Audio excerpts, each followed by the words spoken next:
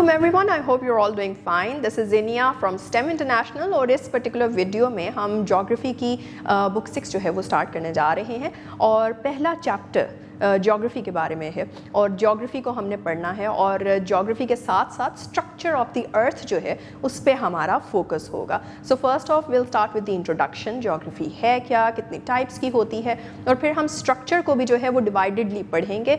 और इस particular video में specially the focus would be on the different layers of the earth and also plate tectonics का एक पूरा कॉन्सेप्ट है, वो क्या है. तो आइए लेट्स डाइव इन इट. और स्टूडेंट्स, तो हम इस चैप्टर में अब क्या करने लगे हैं, हम ज्योग्राफी के इंट्रोडक्शन जो है उसमें जाएंगे कि एक्चुअली में ज्योग्राफी है क्या. Geography basically comes from the Greek word, उसका ओरिजिन है जियो और ग्रिफीन. जियो का मतलब है अर्थ या स्ट्रक्चर ऑफ द अर्थ और ग्रिफीन का मतलब है टू डिस्क्राइब और टू स्टडी, राइट. तो इसमें हम ये देखते हैं ज्योग्राफी में हम क्या करते हैं, हम स्टडी कर रहे होते हैं और हम डिस्क्राइब कर रहे होते हैं अर्थ के पूरे स्ट्रक्चर को. एंड नाउ दैट कि हम अर्थ से बाहर भी जो है वो स्टडीज़ लेके जा चुके हैं, हमारी रिसर्च जो है वो दूसरी सेलेस्टियल बॉडीज़ तक भी पहुंच चुकी है, दूसरे प्लैनेट्स तक भी पहुंच चुकी है. तो ज्योग्राफी इटसेल्फ जो है वो अर्थ तक लिमिटेड नहीं रहा, बल्कि अब अर्थ से भी बियॉन्ड चला गया है. तो आप किसी भी स्ट्रक्चर की स्टडी करेंगे जो कि एक लैंड फॉर्म होगा तो उसको आप ज्योग्राफी ही कहेंगे. And now we move on to the next part, जिसके अंदर हम ये देख रहे हैं कि डिफरेंट टाइप्स हैं ज्योग्राफी की. कौन कौन सी टाइप्स हैं? एनवायरमेंटल ज्योग्राफी है, ह्यूमन ज्योग्राफी है और फिर आपके पास जो है फिजिकल ज्योग्राफी है. तो एनवायरमेंटल ज्योग्राफी क्या होती है? Environmental geography is basically that branch जहाँ पे आप ये पढ़ते हैं कि किस तरह से एबायोटिक फैक्टर्स, दैट इज कि आपका पूरा का पूरा इर्द गिर्द सराउंडिंग क्या है, आपके लैंड फॉर्म्स क्या हैं, लैंड स्ट्रक्चर्स क्या हैं, mountains, hills, this and that, और उसके साथ जो है वो किस तरह से आपकी लाइफ, बायोलॉजिकल लाइफ जो है वो एसोसिएटेड है और इन दोनों का आपस में किस तरह से लिंक क्रिएट होता है, राइट. फॉर एग्जांपल हमारा और हमारे इर्द गिर्द की सराउंडिंग्स का. द सेकंड थिंग और the second branch is the कह लें फिजिकल के ऊपर आ जाते हैं. तो फिजिकल ज्योग्राफी के अंदर हम फिर क्या पढ़ते हैं, एक पार्ट इसका पढ़ेंगे और वो ये होगा कि किस तरह से कौन कौन सा लैंड फॉर्म जो है, माउंटेन्स कहीं पे बन रहे हैं, क्यों बन रहे हैं, प्लेट्यूज हैं तो क्यों हैं, कहीं पे कोई ओशन है तो वो क्यों है, राइट. ये सारी की सारी चीज़ें. फिर उसके साथ साथ आप रॉक्स का भी जो है वो इसके अंदर पढ़ सकते हैं, क्योंकि रॉक्स की भी डिफरेंट टाइप्स होती हैं, वो किस तरह से बन रहे हैं, ये भी सारा का सारा पार्ट आपका फिजिकल ज्योग्राफी में आता है. So anything related to the terrestrial और जो आपका हाइड्रोस्फीयर है उससे रिलेटेड जो भी आप स्टडी करते हैं, हाइड्रोस्फीयर मतलब वाटर बॉडीज और टेरेस्ट्रियल मतलब लैंड के जो आपके स्ट्रक्चर्स होते हैं, तो इन दोनों की स्टडी अगर आप करें स्पेसिफिकली तो वो आ जाता है आपका फिजिकल ज्योग्राफी. तीसरी ब्रांच जो है दैट इज़ ह्यूमन ज्योग्राफी. और ह्यूमन ज्योग्राफी के अंदर as the name also suggest आप पढ़ रहे हैं इंसानों के बारे में, पॉपुलेशंस के बारे में, सिर्फ और सिर्फ पॉपुलेशंस के बारे में नहीं, उनके बिहेवियर्स को भी देखा जाता है, वो जिस जगह पे रहते हैं वो क्यों, उनकी प्रेफरेंसेस डिफरेंट हो जाती हैं. अगर तो कोई ठंडे इलाके में रह रहा है तो उसके खाने, उसके फूड की चॉइसेस, उसके पहनने ओढ़ने की चॉइसेस, उसके सोशलाइजेशन की चॉइसेस डिफरेंट होती हैं. और अगर कोई बहुत ही गर्म इलाके में, डेजर्ट्स में रह रहा है फॉर एग्जाम्पल, तो वहाँ की जो ये सारी के सारे सर्कमस्टांसेस वो डिफरेंट होते हैं. तो ये पूरी की पूरी सोसाइटी, ये सारे सर्कमस्टांसेस पढ़ना, that basically comes under the branch of human geography. और स्टूडेंट्स, इसके बाद फिर हम आ जाते हैं टुवर्ड्स द सेकंड पोर्शन. इसके अंदर क्या है, that is the structure of the earth. और structure of the earth is very basic if you think about it a bit. और वो क्या है कि आपने 3 लेयर्स के अंदर जो है वो अर्थ को डिवाइड कर देना है. अर्थ का आपको पता है it's kind of circular, right, और वो सफ़ेयर है, स्फेरिकल है, और उसको अगर आप ब्रेक करें इनटू 2 पार्ट्स, 2 इक्वल पार्ट्स, तो फिर आपको नज़र आएंगी 3 डिफरेंट लेयर्स, जिस तरह अनियन की लेयर्स होती हैं. सो इसमें आपके पास 3 लेयर्स हैं. द आउटर मोस्ट, इसके ऊपर हम चल रहे हैं, दैट इज़ द ग्राउंड, इसको कहते हैं क्रस्ट. इसी के ऊपर आपको डिफरेंट लैंड फॉर्म्स नज़र आते हैं जो हम फिजिकल ज्योग्राफी में भी पढ़ रहे होते हैं.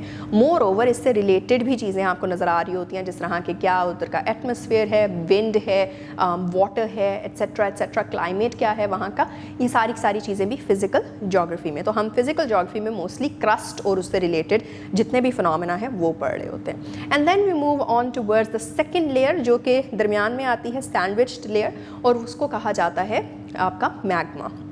और वो वाली जो लेयर होती है मैग्मा की, उसका एक्चुअल टर्म जो है that is mantle, and it is mostly made up of magma. और मैग्मा क्या है? लिक्विफाइड रॉक को मैग्मा कहा जाता है, राइट?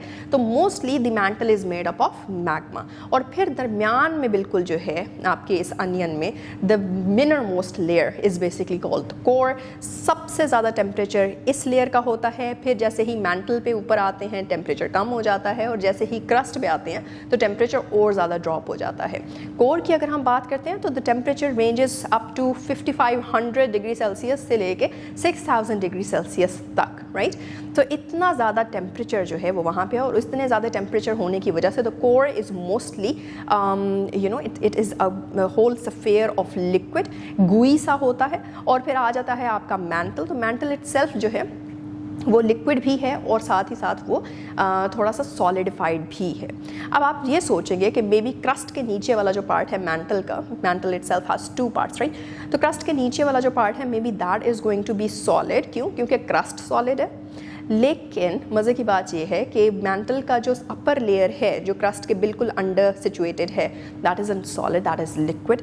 बल्कि जो उससे इनर लेयर है मैंटल की, दैट इज़ सॉलिड। और वो क्यों? क्योंकि वहाँ पे प्रेशर भी बढ़ जाता है और टेम्परेचर भी बढ़ जाता है, and mostly because of increased pressure वो सारे का सारा जो लेयर होती है और पार्ट होती है वो सॉलिडिफाई हो जाती है। एंड देन आप कोर की तरफ जब दोबारा आ रहे हैं तो कोर में भी 2 पार्ट्स हैं, the inner core and the outer core, और इनमें भी टेम्परेचर का थोड़ा सा फ़र्क है। The next thing that we are going to look into is कि इसके अंदर डिफरेंट एलिमेंट्स आपने पढ़े होंगे, कि जिस तरह कार्बन है, ऑक्सीजन है, दिस एंड दैट। इसी तरह से आपकी क्रस्ट, मैंटल और कोर के बीच में एक डिफरेंस ये भी आता है कि कौन से पर्टिकुलर पार्ट में या कौन से पर्टिकुलर लेयर में कौन से आपको एलिमेंट्स ज़्यादा मिकदार में मिलते हैं। ऑन पेज नंबर 6 आप देख रहे हैं difference between the layers of the earth, और उसके अंदर क्या क्या चीज़ें आ रही हैं। सबसे पहला तो स्टेट का डिफरेंस है between the crust, the mantle and the core. आप देख रहे हो कि क्रस्ट जो है that basically consist of solid rocks, तो उसके अंदर जो है वो रॉक्स मोस्टली होते हैं। और 2 तरह की कैटेगराइजेशन है। क्रस्ट या तो ओशनिक क्रस्ट होगी जो कि ओशंस का आप कह लो बेड होता है, सबसे नीचे जो उसकी लेयर होती है that is called the oceanic crust. और दूसरी क्रस्ट जो कि एलिवेटेड है, जो कि लैंड है, आपका ड्राई लैंड है, that is the continental crust. तो ये स्टेट है आपके ओवरऑल क्रस्ट की। और फिर मैंटल की तरफ चलते हैं तो मैंटल इज़ मोस्टली सॉलिड। जिस तरह हमने पहले भी बात की, मैंटल इटसेल्फ की जो है वो 2 डिफरेंट जो हैं वो पार्ट्स हैं। मोस्टली सॉलिड होता है और स्लो उसका फ्लो होता है, और इसके फ्लो की वजह से इसके ऊपर जो क्रस्ट है वो भी अभी आगे प्लेट टेक्टोनिक्स में देखेंगे कि किस तरह से मूव करती रहती है। एंड सेकेंड थिंग जो यहाँ पे है दैट इज़ के this is all because of high temperature and pressure. तो मैंटल के अंदर टेम्परेचर भी बहुत ज़्यादा होता है और प्रेशर भी बहुत ज़्यादा होता है। तीसरा आ जाता है कोर। कोर में जो इनर कोर है वो सॉलिड है और जो आउटर कोर है वो गुई है, लिक्विड स्टेट है उसका। इसी तरह से द सेकेंड थिंग जो कि इन सब चीज़ों को से डिफरेंट पार्ट्स ऑफ द अर्थ को या लेयर्स ऑफ द अर्थ को डिफरेंट बनाता है एक दूसरे से, दैट इज़ डेप्थ। कितनी डेप्थ है किस लेयर की। क्रस्ट की बात करते हैं तो उसके अंदर आप देखते हो कि ये थिनेस्ट लेयर है, सबसे बारीक लेयर है, 5 से 70 किलोमीटर्स की थिकनेस होती है और पूरे अर्थ के वॉल्यूम का बहुत ही छोटा सा पार्ट बनता है। मैंटल की बात करते हैं तो ये लार्जेस्ट लेयर है, सबसे थिक लेयर है, और इसकी डेप्थ अराउंड 100 से लेके 2900 किलोमीटर्स तक होती है, और ये टोटल अर्थ वॉल्यूम का 84% कॉन्स्टिट्यूट करती है। और जब हम कोर की तरफ आते हैं तो आउटर कोर जो है उसकी डेप्थ आपको 2900 से 5100 किलोमीटर्स तक की मिलती है, जबकि जो इनर कोर है वो 5100 से 6378 किलोमीटर्स तक की मिलती है। और ये जो कोर है ये the rest of the volume of the earth that is around 15% of the earth's volume जो है उसको कॉन्स्टिट्यूट करती है। मोर ओवर ये इनर कोर जो है ये mostly is made up of nickel and iron, right. और निकल और आयरन से बनने की वजह से, क्योंकि निकल का जो एब्रीविएटेड फॉर्म है आपके पीरियोडिक टेबल में दैट इज़ Ni और आयरन का है Fe, तो इसका एक और नाम से भी बुलाया जाता है इनर कोर को, and that is knife, not with the K but NIFE वाला नाइफ, राइट। अच्छा, मेंटल की बात करते हैं तो वहाँ पे सिलिकॉन है, आपका आयरन है और मैग्नीशियम जो है इसकी आपको वहाँ पे क्लस्टर्स मिलते हैं। प्राइमरीली इसकी कंपोजिशन इन 3 चीज़ों के ऊपर होती है। और अगर हम बात करते हैं क्रस्ट की, तो क्रस्ट के अंदर अगैन आपको सिलिकॉन के डिफरेंट सॉल्ट्स जिनको सिलिकेट्स कहते हैं, एल्यूमिनियम मिलता है और साथ ही साथ कैल्शियम मिल जाता है। फिर आता है टेम्परेचर का डिफरेंस, जिस तरह से हमने पहले भी बात की। कोर की बात करते हैं, इनर कोर में 5500 से 6000 डिग्री सेल्सियस तक की टेम्परेचर रेंज है, आउटर कोर में 3000 टिल 5500 डिग्री सेल्सियस है, मैंटल की 1000 से 3000 है, जबकि आपका जो ओवरऑल क्रस्ट है उसकी सरफेस टेम्परेचर 14 डिग्री सेल्सियस होता है। और फिर अगर हम बात करते हैं ना या आजकल की फॉर एग्जांपल गर्मी और सो, तो उसके अंदर बेसिकली क्या होता है कि that is due to the atmosphere that is around us. The last part of this video is basically where we are going to talk about the plate tectonics. Plate tectonics के अंदर क्या है कि हमने पढ़ा है ओशियनिक क्रस्ट के बारे में और हमने पढ़ा है कि आपकी जो लैंड की क्रस्ट है ये 2 डिफरेंट पार्ट्स हैं या कॉन्स्टिट्यूएंट्स हैं ओवरऑल अर्थ की क्रस्ट की लेयर के, राइट। अब ये सारी क्रस्ट की जो लेयर्स हैं या जो पार्ट्स हैं दे आर कॉन्स्टेंटली मूविंग। और क्यों मूव करें ये भी हमने पढ़ा, क्योंकि मैंटल में जो मैग्मा है या जो लिक्विडिफाइड रॉक्स हैं उसके, बिकॉज वो स्लोली मूव कर रहे हैं तो उसकी मूवमेंट के ऊपर क्रस्ट फ्लोट कर रही है। और फ्लोट करने की, अगर आप पानी में कोई चीज़ रखेंगे तो वो फ्लोट करेगी, इधर उधर मूव करेगी, राइट। किसी एक जगह पे वो कंसिस्टेंटली खड़ी नहीं रहेगी जब तक वो नीचे का पानी जो है वो मूव करना नहीं रुकता। सो बिकॉज मैंटल एक जगह पे नहीं स्टॉप कर रही, दैट इज़ वाई क्रस्ट भी मूव करती रहेगी। और इस मूवमेंट की स्टडी को और इस मूवमेंट को बेसिकली हम क्या कहते हैं, हम इसको प्लेट टेक्टोनिक्स कहते हैं। एल्फ्रेड वैगनर नाम के एक जियोलॉजिस्ट थे और उन्होंने जो है वो सबसे पहले इस चीज़ के बारे में पढ़ा, प्लेट टेक्टोनिक्स के बारे में, और ये कॉन्सेप्ट हम तक पहुंचाया। और उन्होंने बेसिकली स्टडी को इतना पीछे तक प्रोट्रूड किया कि उन्होंने ये देखा कि सारे के सारे कॉन्टिनेंट्स जितने भी आज हैं, if you know we have 7 continents, right, ये सारे के सारे कॉन्टिनेंट्स पहले एक ही बड़ा सा कॉन्टिनेंट हुआ करता था। ये सब के सब आपस में जुड़े हुए थे पार्ट्स, क्रस्ट के पार्ट्स, और ये सारा का सारा together was known as Pangaea. और फिर उसके बाद over time because of the movement of the mantle, तो ये क्रस्ट के पीसेस एक दूसरे से जो है वो दूर जाते गए, ब्रेक किया इन्होंने। वो भी डिफरेंट मूवमेंट्स हैं, वो भी देखते हैं किस तरह की मूवमेंट्स हैं। वो उन्होंने एक दूसरे से जो है वो दूर होते गए और फिर हमें आज का मैप जिस तरह दिखाई देता है उस तरह से डिफरेंट कॉन्टिनेंट्स नज़र आना शुरू हो गए। तो इस तरह से क्या हुआ कि जब इस तरह डिफरेंट कॉन्टिनेंट्स आपके बन गए तो now what we have is कि हमारे पास डिफरेंट प्लेट्स बन गई हैं, राइट। हम उनको डिफरेंट प्लेट्स कहते हैं। और हमारे पास मेजर या फिर जो कहेंगे कि बड़ी वाली ह्यूज प्लेट्स हैं वो हमारे पास 7 हैं। And what which are those, उसका नाम देख लेते हैं। पैसिफिक प्लेट है आपके पास, यूरेशियन प्लेट है, अफ्रीकन प्लेट है, साउथ अमेरिकन प्लेट है, नॉर्थ अमेरिकन प्लेट है, और फिर आपकी इंडो ऑस्ट्रेलियन प्लेट है। तो ये आपकी सारी की सारी प्लेट्स हैं। और ये सारी की सारी प्लेट्स जो हैं वो किसी टाइम पे एक ही हुआ करती थी और उसको क्या कहा जाता था, द पैंजिया कॉन्टिनेंट।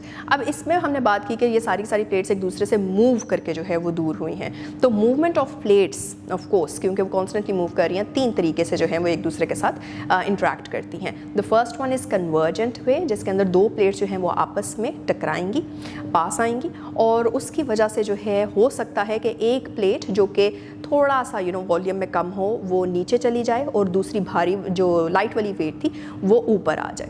एंड इसकी वजह से आपके पास लैंड फॉर्म वॉल्केनोज बन सकते हैं या फिर आपके माउंटेन रेंजेस जो हैं वो भी बन सकती हैं। The second kind of movement is divergent movement. Divergent movement क्या होगी, डाइवर्ज हो रहा है तो वो एक दूसरे से प्लेट्स दूर जा रही हैं, दरमियान में जो एरिया बनता है वो फिल होगा आइदर मैग्मा से, बिकॉज नीचे मैंटल है और मैंटल के पास मैग्मा है, तो वो मैग्मा वो जगह ले लेगा। उधर भी माउंटेन्स बन सकते हैं, उधर भी जो है वो वोल्केनोज बन सकते हैं, वहाँ पे रिफ्ट वैलीज भी क्रिएट हो सकती हैं, सो एंड सो। और उसके बाद फिर तो तीसरी मूवमेंट आ जाती है, that is the transboundary movement. Transboundary movement के अंदर जो है वो पैरेलल मूवमेंट होती है लेकिन इन ऑपोजिट डायरेक्शंस, राइट।